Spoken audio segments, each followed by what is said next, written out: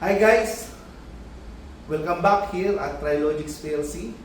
And kumusta po kayo? At pasensyahan nyo na po at ngayon lang ulit tayo nakapagawa ng ating vlog. So, ako po yung nagpapasalamat sa lahat po ng mga nag-share, nag-like at nag-subscribe ng aking YouTube channel. At hopefully, sa content na to is mayroon kayo matututunan uli dito sa ating content. So today's topic is about the BFD. So how to configure the BFD from the hardware. So ito yung typical na BFD na mayroon tayo sa Pilipinas, Trilogix Institute of Technology, and here at Trilogix Training Institute Dubai. So ito yung mga gantong BFD PowerFlex 525. So i-configure po natin siya, i-configure natin through hardware plus i-add natin sa Studio 5000. Then we can control the parameters through the Studio 5000 itself. So guys, this is very important kasi ang lahat ng industry ngayon is configured by software na. So ituturo ko sa inyo step by step kung paano natin lalagyan ng IP address, i-communicate sa Studio 5000 through RS links, and gagawa tayo ng simple program na sa Studio 5000, then we will run it. So, magkakaroon muna tayo ng wiring connection. So, ipa-plug ko sa taas ng ating video, yung wiring connection ng ating VFD. Then, paano kino-configure ito sa ating Software Studio 5000. So meron ako ditong Siemens Sirius MCCB gagamitin natin para sa ating to power up ating BFD. At the same time, yung ating contactor kung saan siya ang mag-control na on and off ng ating motors through the BFD. Then, guys, ito nga pala 525 na to is a single phase motor, single phase. Then 220 volt single phase. Then ang output niya is a 3-phase connection. So let's go. So gagamit tayo ng 1.5 nga ba ito? 2.5 core na wire. Kasi ang ano lang naman natin, ito lang available. Then ang ating motor is 1 kilowatt. 1 horsepower lang.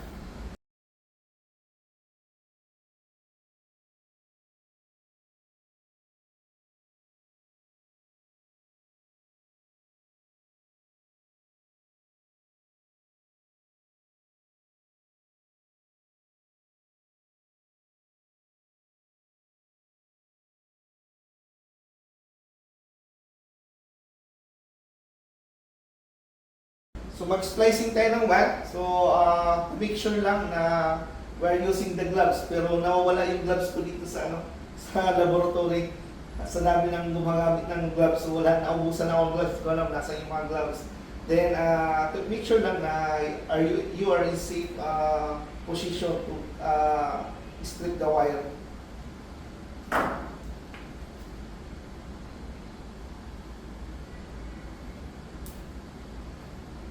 So ongoing na guys yung ating Philippine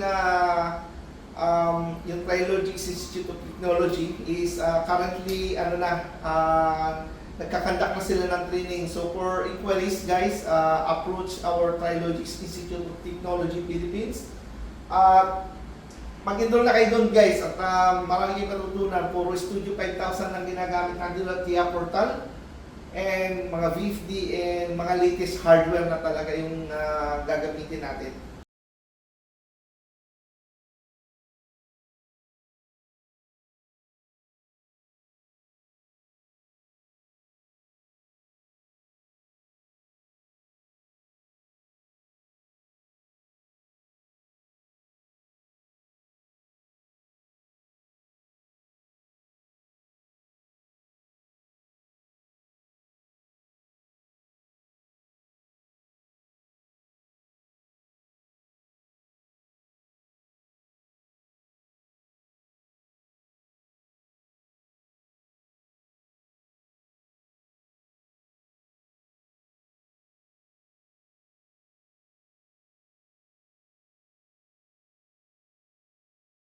course, gamit tayo ng logs guys para at least matutunan din natin paano mag-splicing then mag-logs connection.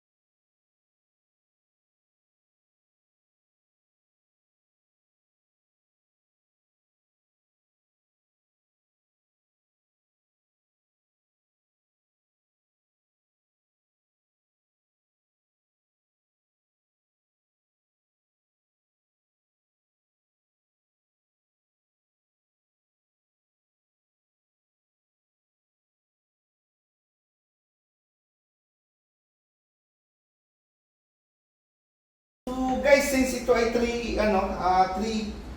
contacts, so ang gagawin na lang natin, iluloop natin yung isa para at least maganda yung ating wiring.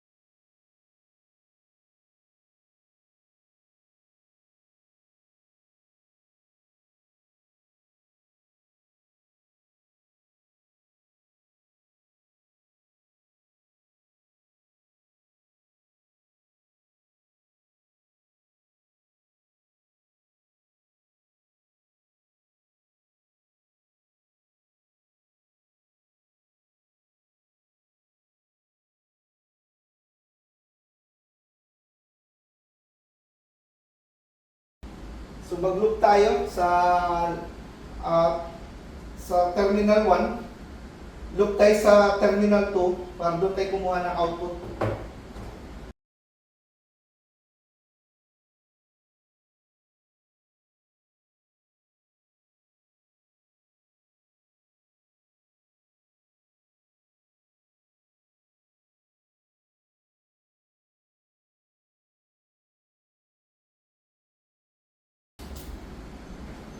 Marami nga nagtataka bakit wala tayo sa YouTube.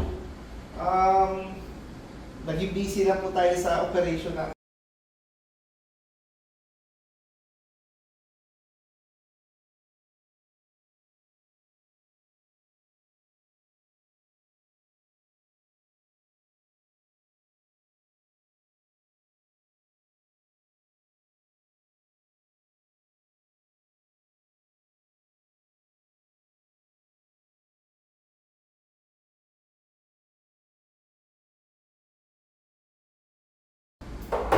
So guys, lahat naman ng information nasa BFD na. Meron siyang manuals. So i-follow lang din natin yung manuals na gagawin natin. So nandito na rin yung apply view parameters group, custom view parameters group, control terminal blocks, yung kanyang wiring connection, LCD display.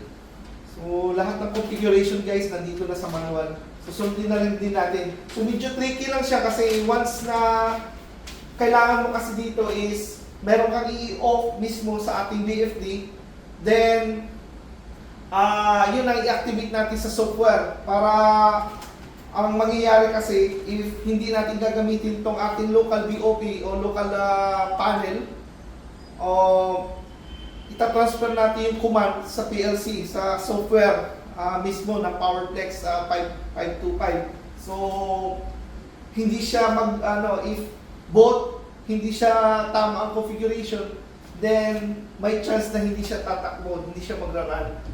Yung satisfactory ng configuration is not satisfied. So kailangan i-refer kayo palagi sa ating manual.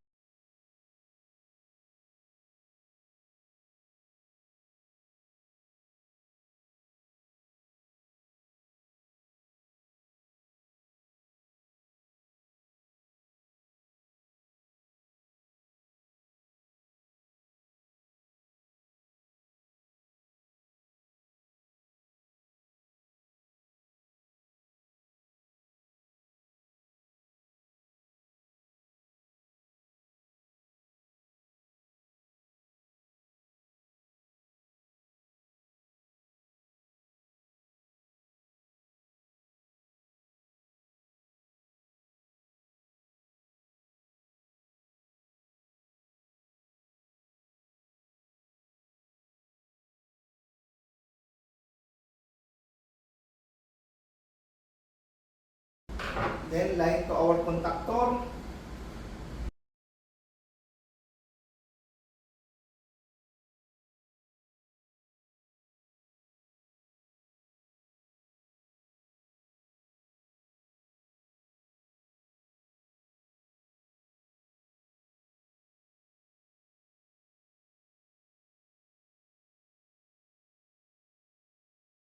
So guys, enroll na kayo dito sa Trilogics Training Institute Dubai, or if nasa Pilipinas kayo, enroll kayo doon sa ating Trilogics Institute of Technology located at Santa Mesa, Manila. So meron silang contact number guys, tawagan nyo lang po.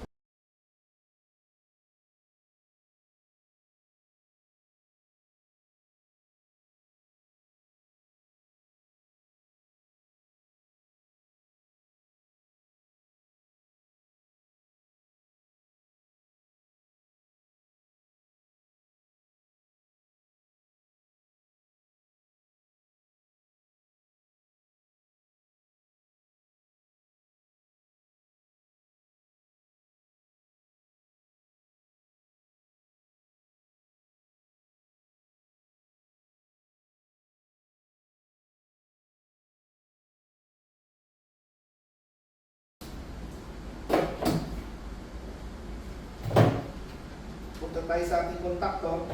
Ang signal na magpapatrigger sa ating contactor ay galing ng PLC. So lalagyan natin, hahanap tayo mamaya ng slot sa PLC kung saan ang ating coil ay rate, ang voltage is 200 volt AC. So hahanap tayo dito ng padadaanan natin sa relay, then i-convert na. Kasi ang ating PLC is 24 volt DC. So, padadaan natin na relay, then kukuha tayo ng outside source na 220 para once ang relay ay nag-activate, 220 ang sa auxiliary na dadaloy dito.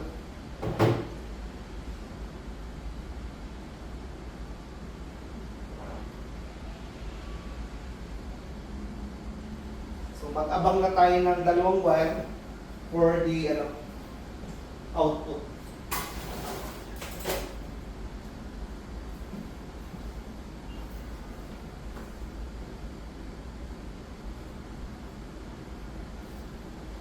Itong wire naman to is para sa signal galing ng output ng PLC.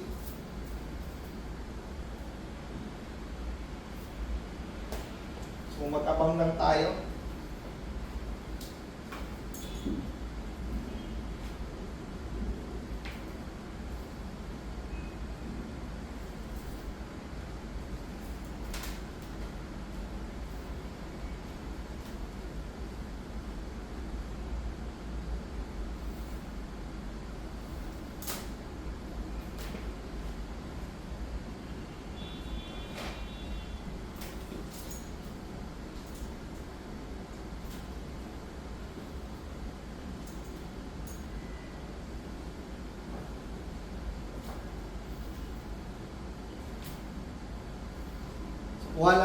Kuha lang ako guys ng terminal lugs.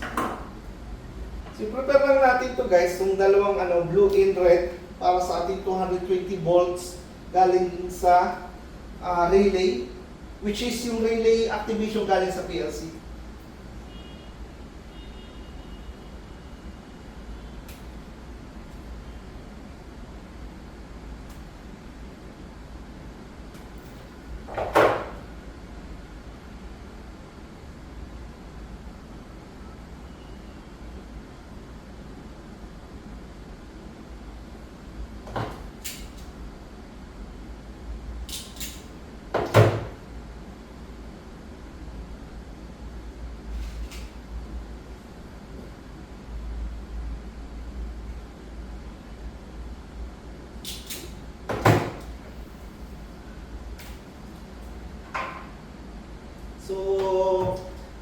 i-connect natin sa A1 and A2. So pwede natin positive ay sa A1 at ang negative ay A2.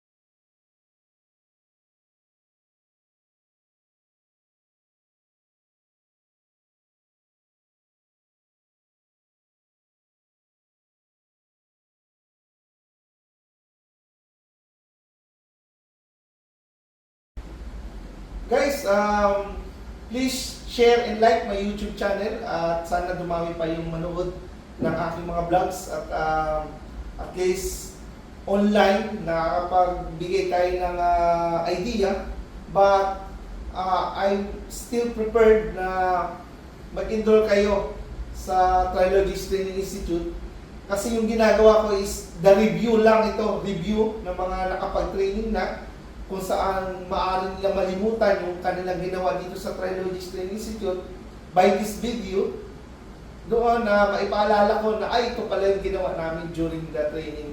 So guys, kung pwede kayong kumuha ng training through our Philippines and Dubai.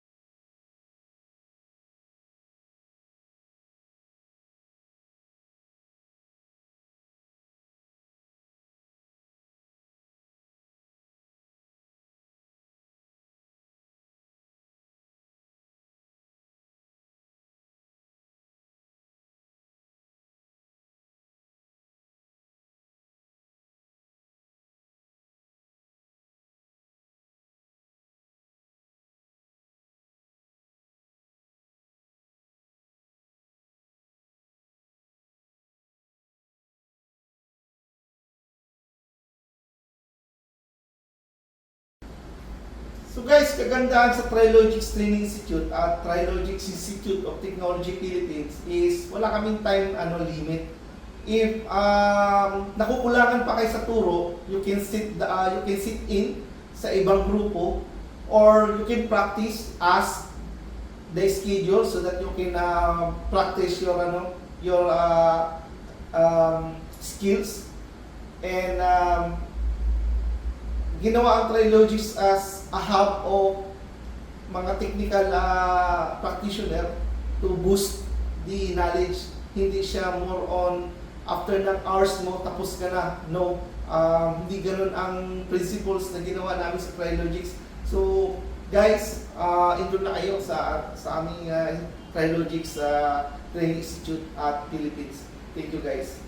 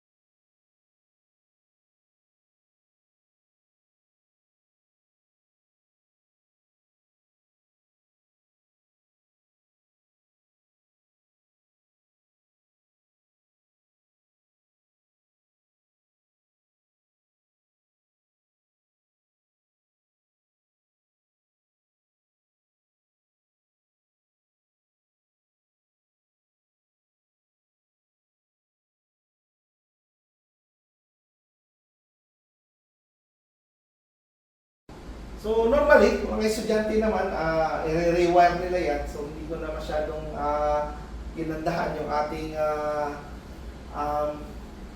cable tracing. So to just represent na ganito yung wiring niya.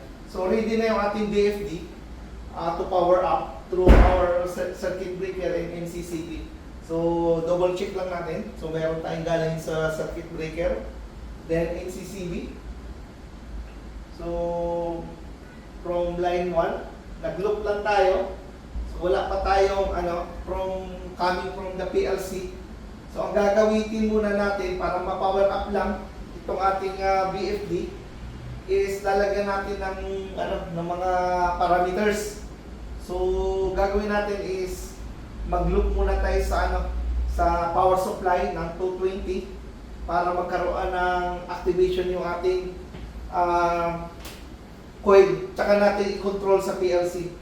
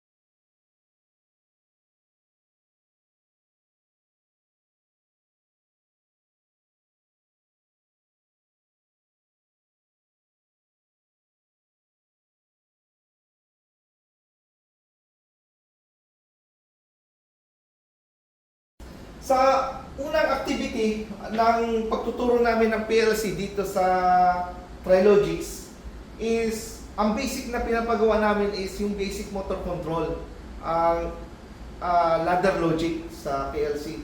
Then once nandun na sila sa VFD, tsaka na namin kukuhanin yung VFD parameters pupunta doon sa basic na control na ginawa nila sa ladder logics ng ating PLC.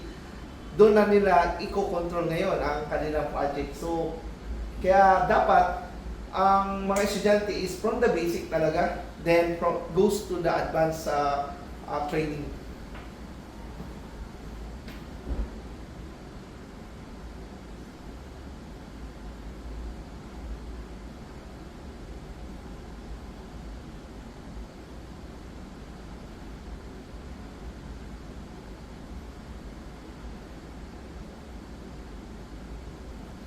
Okay, kailangan ko siya guys na kailangan kong mag-add ng module.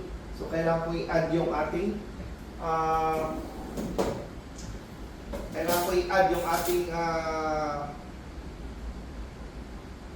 input.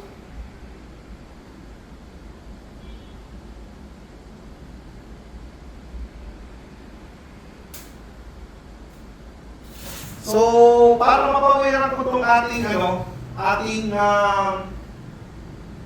yung ating coin, kukuha muna ako para samantala ng signal galing dito sa ating PLC para iti-trigger ko through push button.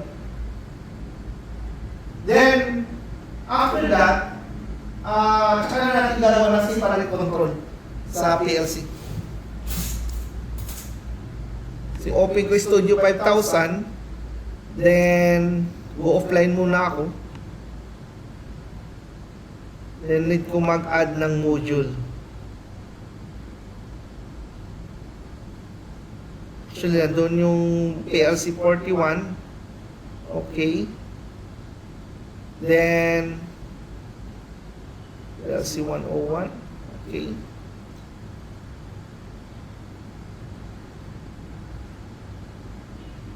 So, i-activate ko muna to guys. XIC. Dito ko i-connect muna yung ating coil ng contactor.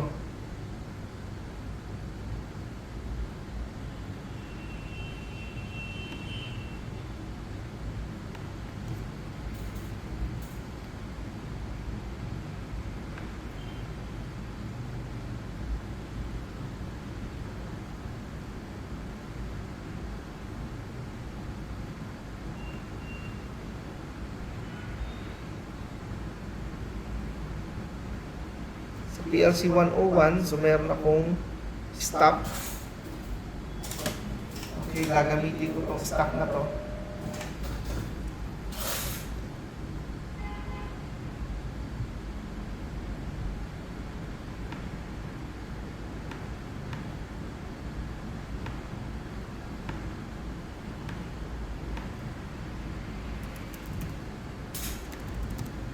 Lalagyan ng start push button. Part 1 alias, so nandito siya sa PLC 41 input data, dito siya 41 input. So si start push button ay 6. Wait, parallel natin dito yung yung sa coil.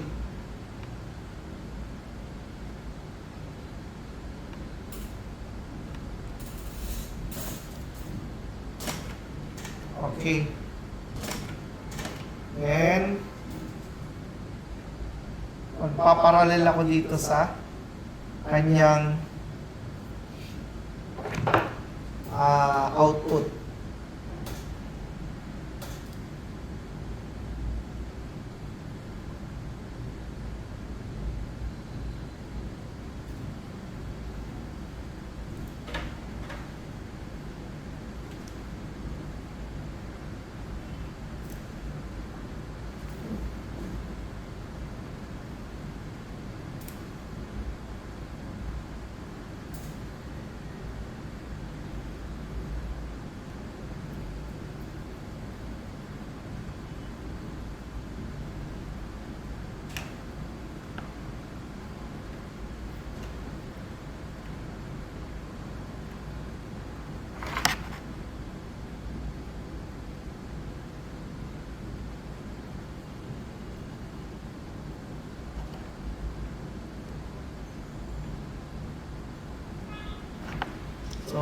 natin kung mag-trigger si coil.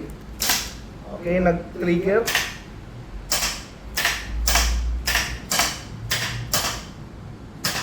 Okay. Then, switch on na tayo doon. Switch on tayo dito.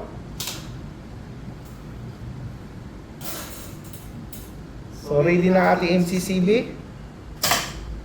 Magkakaroon na ng power supply yung ating BFD. So, ngayon, ang gagawin natin is i-configure natin manually ang ating BFD.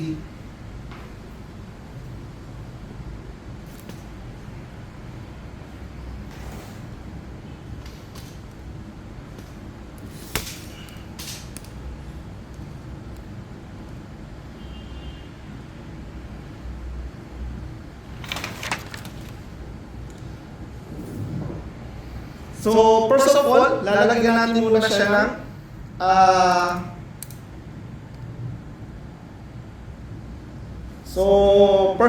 lalagyan muna natin siya ng IP address. So, pupunta tayo sa parameter 28, C128.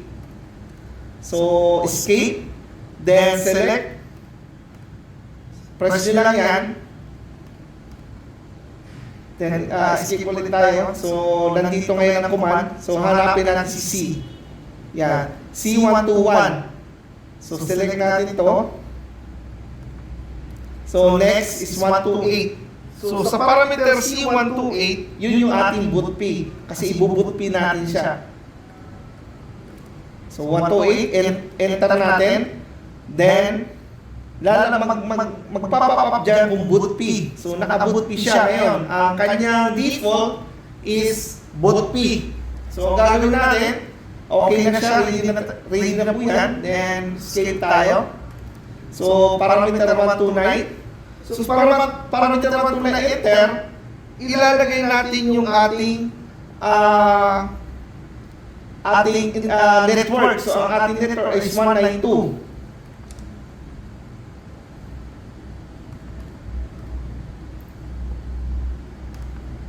192. Uy. Okay, isa-isahin natin. 192. Skip tayo dito. Okay. Okay. 1.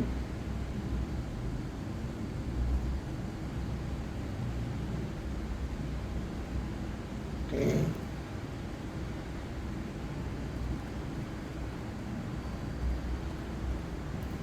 Ayan, select tayo. 192. Enter. The next, escape.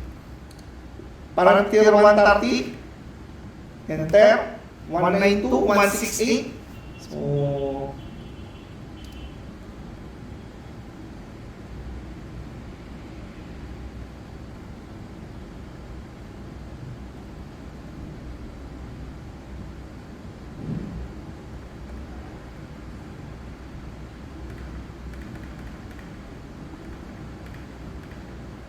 So, ito, yes.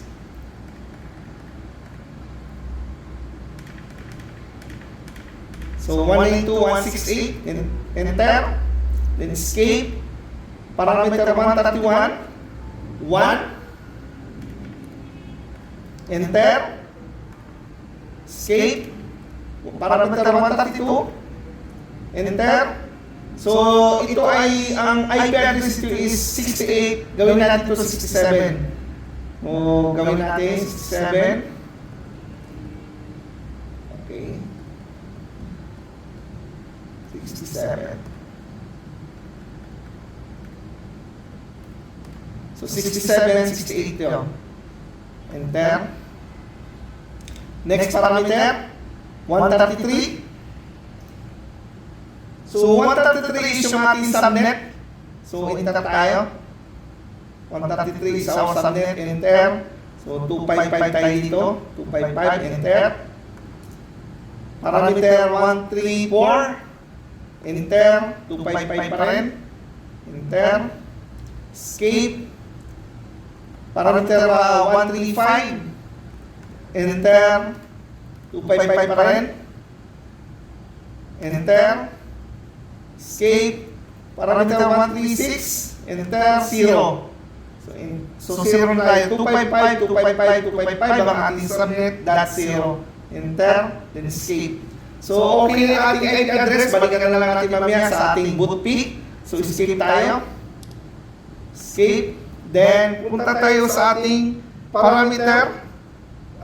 Set motor data tayo. So sa ating parameter P0, P30. Okay, P30, select. So enter.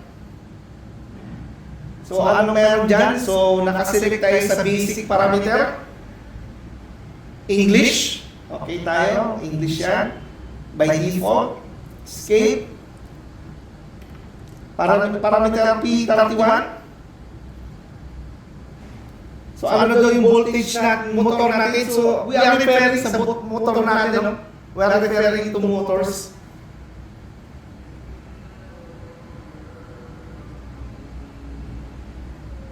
So parameter P31, 230 volts. That's correct. So enter tayo. Escape. Parameter 32. Enter. 60 Hz. Okay, 60 Hz. Escape. Enter. Escape. Parameter 33. 4.8 amperes. Based on motor. Nameplate. Escape. Parameter 34. 2.9. So, ilan ang nilagay nila? 2.9 amperes. Okay. Escape. Parameter 35. Motor pole. So, ang motor pole natin is 4. So, 4 na siya. Then escape. 36 is motor nameplate RPM. So, ilan yung motor RPM natin based on the nameplate. So 1750. Escape. Parameter 37. Motor nameplate power. 0.75 ang horsepower natin. So escape. 38 37. So wala tayong parameter 38, 39 torque.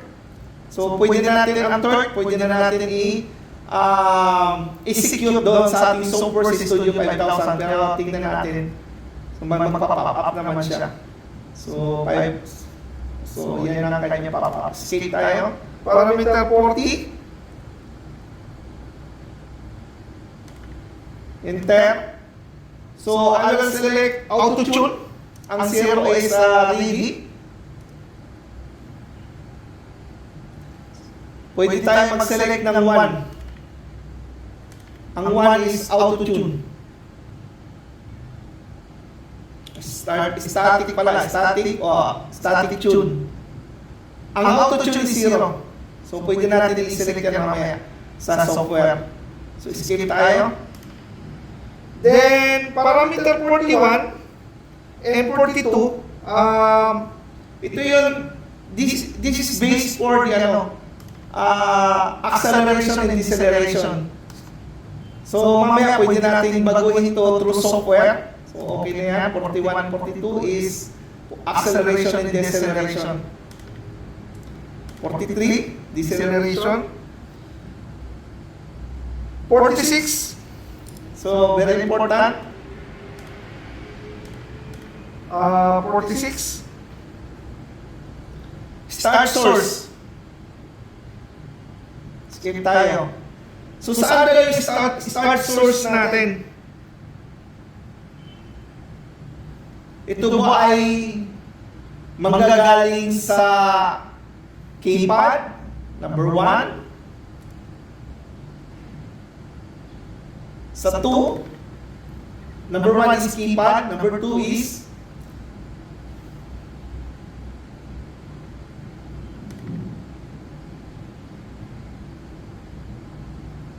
digital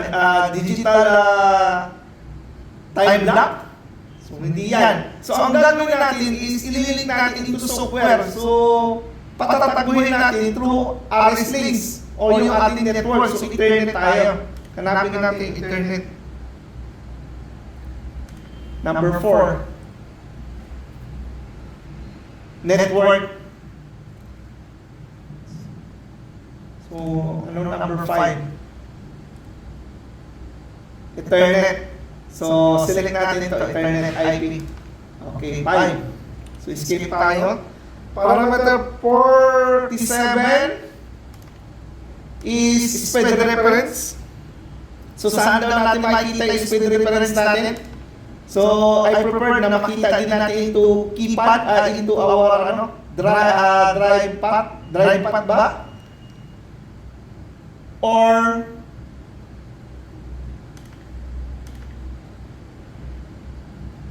so, gusto natin makita yung reaction ng ating BFT dito sa ating keypad frequency. So, select natin yun. So, almost done yung ating procedure. Almost done na siya. So, pwede na natin pumunta sa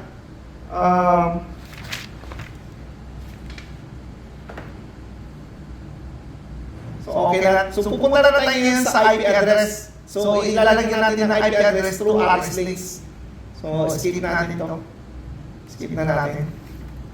So, yan yung ating configuration. Then, ang gagawin na natin is software. Software na tayo. So, harap na ako ng cable.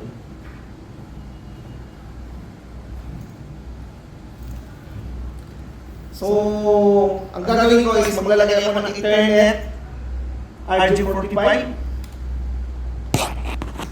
Papunta sa aking laptop. Kasi magbubuti tayo.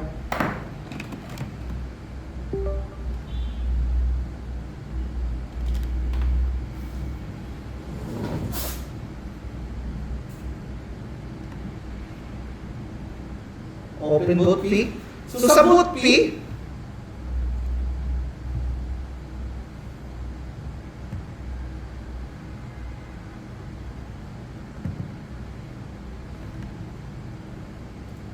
ayaw mag-run ang ating bootly. Open. Okay, saan tayo nakakonect? So dito tayo nakakonect kay ASIC.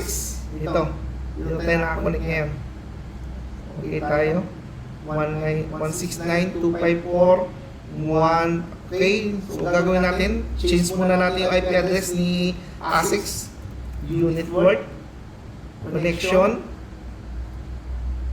Then, ito siya, si ASIC.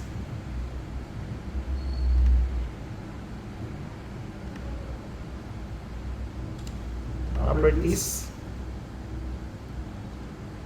Internet Protocol version 4. Tarap na tayo guys sa ating mouse.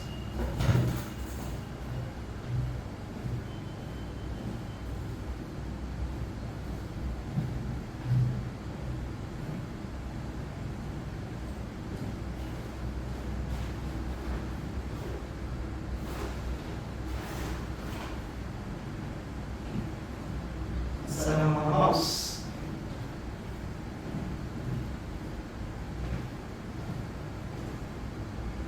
Wala tayong mouse guys.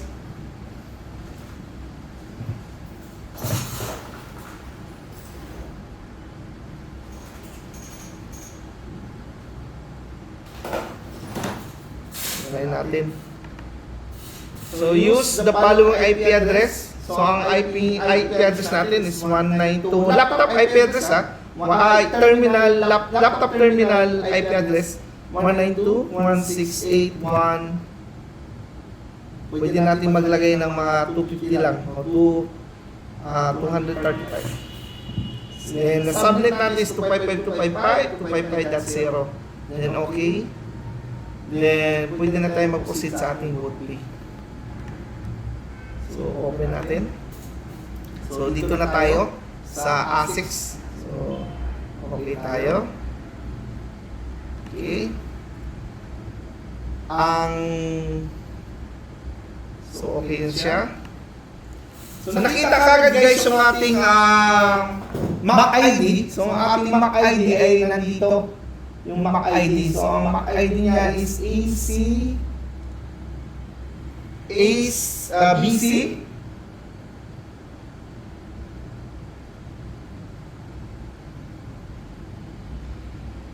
BC F4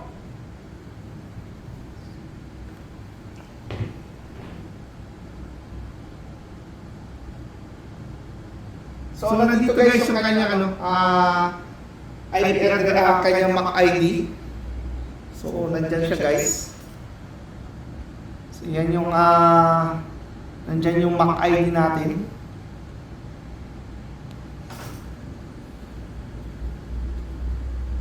Hindi makita.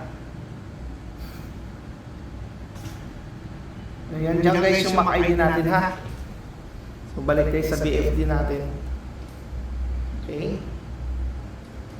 Yan. So, lagyan na natin siya ng IP address. Right click natin to. Double click.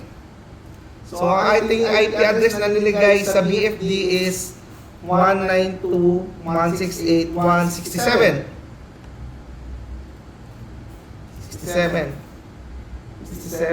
68. Okay, 68 yung isa. Okay, natin. Then, 192.168.167. Right click. Disable boot P. So, kailangan mag-send ang signal doon sa ating BFD.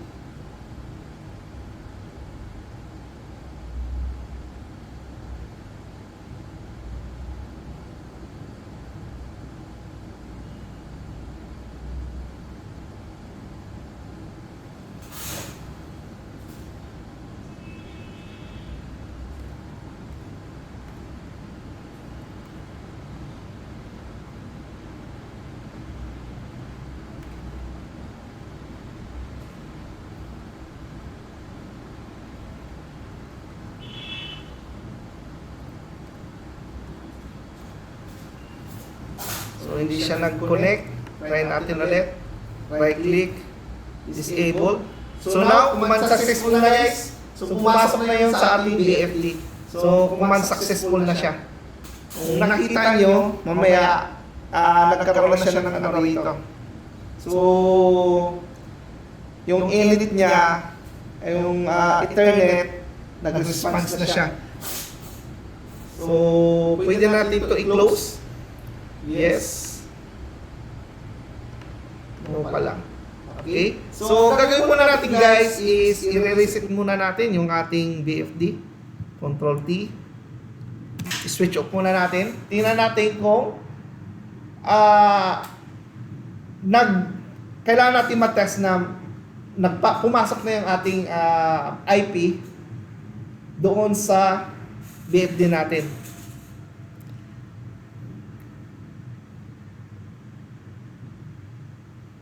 Then, for a while, ang ating gagawin is i-add ko yung ating BFD IP address, yung new BFD IP address sa ating communication, configure driver dito sa ating manual. Tingnan natin, baka nandito siya configure. So, 144. Sino pa? Ito, drive. Yan, configure. So, ilagay na natin yung ating new IP address, 192.168.1.67 para ma-recognize siya mamaya. So, apply, okay. Then, okay, good to go na ako dyan. Then, switch on natin to.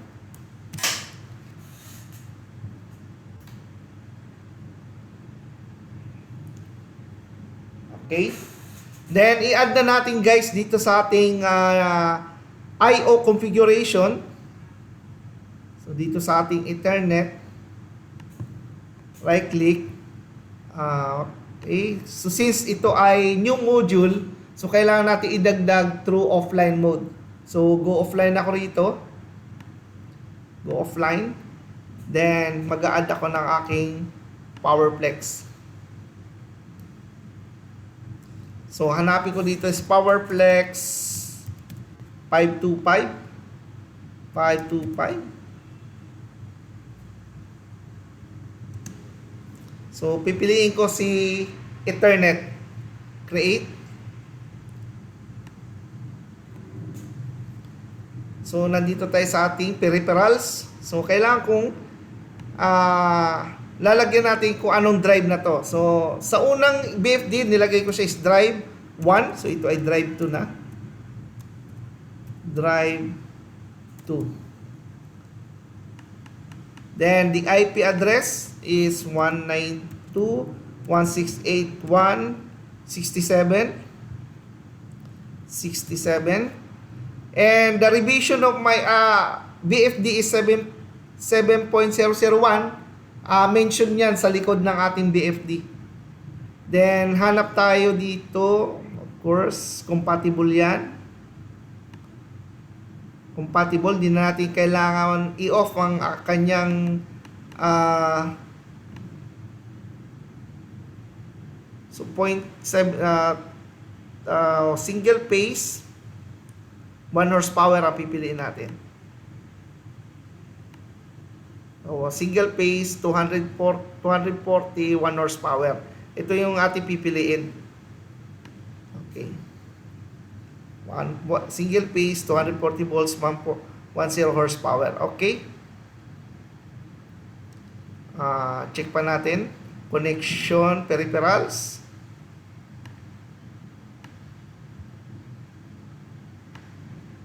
Advance. So, nandoon. So, nandoon yung kanyang communication. Okay. Peripherals. So, hindi natin kailangan ng peripherals. Connection format. So, velocity, position. Okay. Hindi na natin masyadong ano to. Automatic device configuration. So, mas maganda dito is naka-enable yung iyong device para mabasa niyo naka-enable to para mas mabilis niyang mabasa yung ating device. Okay na tayo. Then, create. Okay, create. Then, close. So, ito na siya, guys. So, ang gagawin natin is i-download na natin. So, download tayo.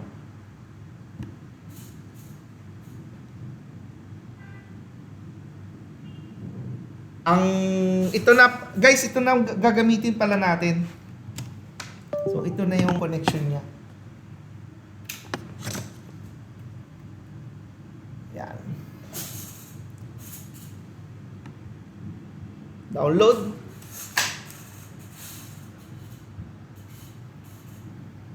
So, habang nagda-download, so binabasa na ni Ethernet lahat ng nilulod niya na yung program.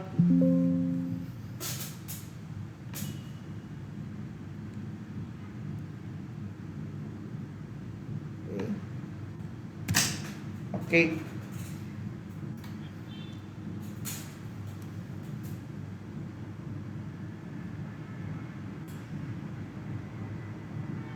So nakita niyo nagre-response yung ating habang binabato niya yung information papunta sa ating BFD galing sa software.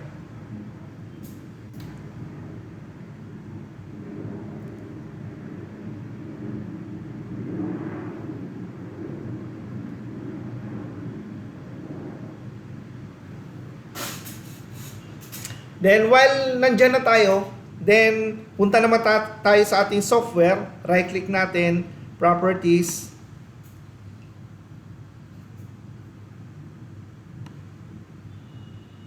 Then i-connect natin siya. Upload natin.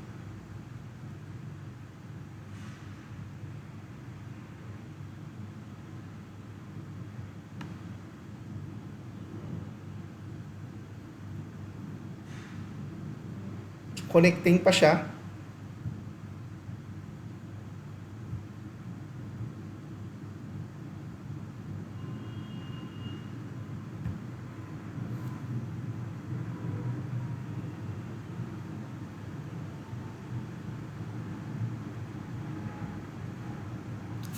So, kailangan lang natin ma-identify kung ito bang, ano na to, cable is pumunta sa ating device.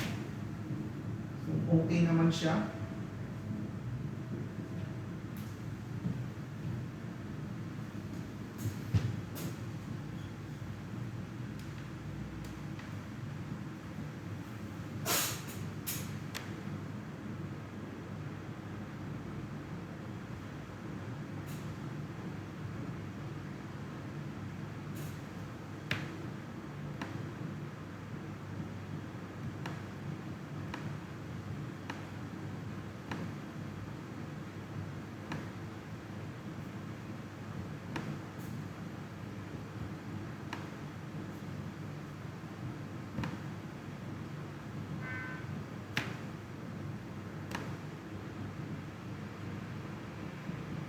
In DB.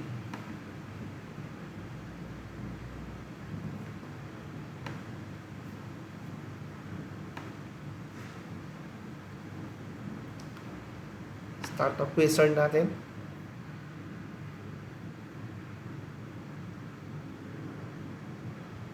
Speed control.